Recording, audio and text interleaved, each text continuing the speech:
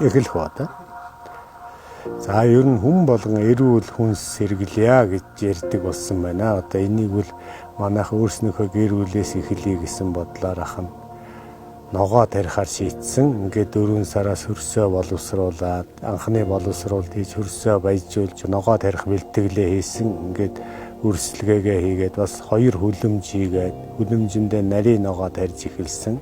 Ер нь л одоо хүмүүс эрүүл махан байна. Дээрээс нь эрүүл хүнс, эрүүл ногоогоо идчихвэл ер нь манай монголчууд болохоор байж тийм учраас л ахын ногоогоо өөрийнхөө гараар химийн янз бүрийн бордоо оруулахгүйгээр тарья гэж шулуудаа тарьж эхэлсэн.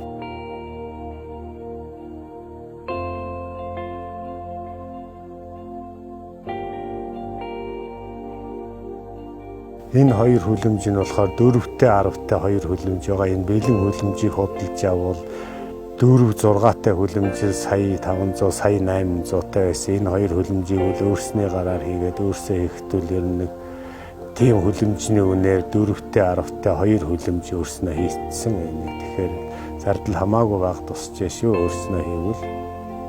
Тэгээ энэ 07 өрхийн хэрэгцээний 07-доо тариалт хийхэд бол хангалттай хэмжээтэй байна. Энд бол тариагүй талбай зөндөө байна.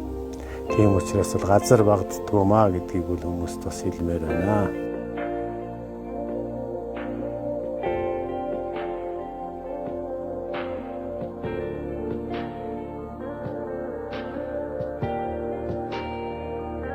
За энэ хүлэмжинд өргөс тэмэх, амт чинжөө, улаан лойл тарьсан байгаа.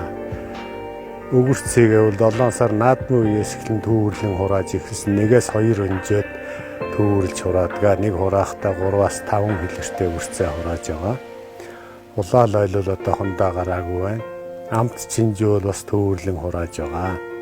За энэ жил үхрийн нүдний 40 хэдэн бутыг Улаанбаатар хотоос Оросын сортын үхрнүүдийн бут авчирсан.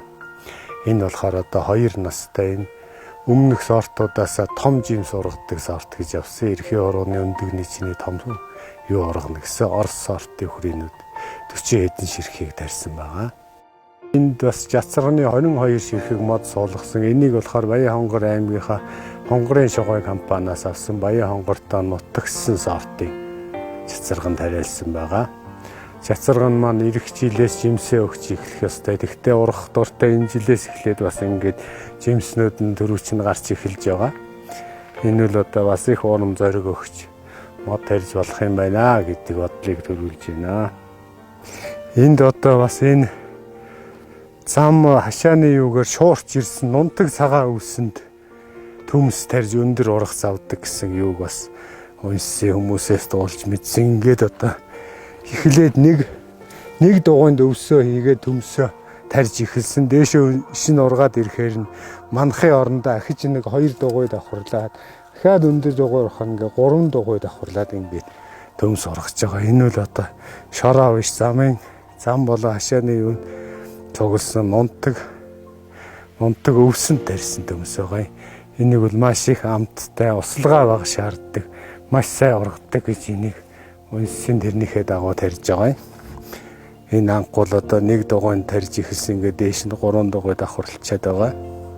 Ногоо тарихыг бол хүмүүс одоо ажилгүй хүмүүс юм уу аль эсвэл дэлгүүрт гарсан улсууд хийх л ажил гэж ойлгодог. Тийм биш юм байна шүү. Ер нь өглөө оройны цагт услага тордлогоо хийчээд өдрийн цагтуул ажиллаа хийгээд явах өрн боломжтой гэдгийг хүмүүст хэлмээр байна. Хонгорчуудаа уриалмаар байна.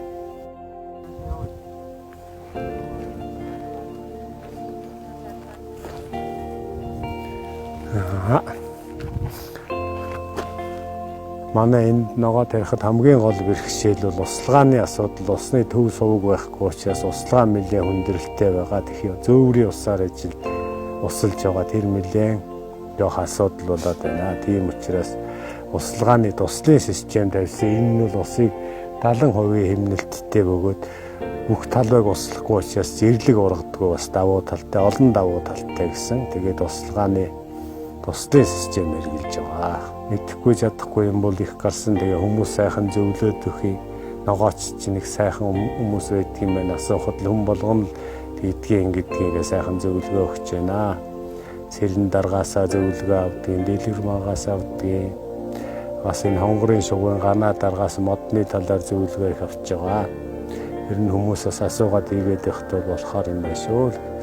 За баян хонгорчуудаа өрөх бүр үйлдвэрлэгч иргэн бүр ногоочин гэдэг үрээг дэвшүүлж байна. Бүгдээрээ сайхан эрүүл ногоогоо идэж сайхан эрүүл сарвал амьдарцгаая л гэж уриалж байна да.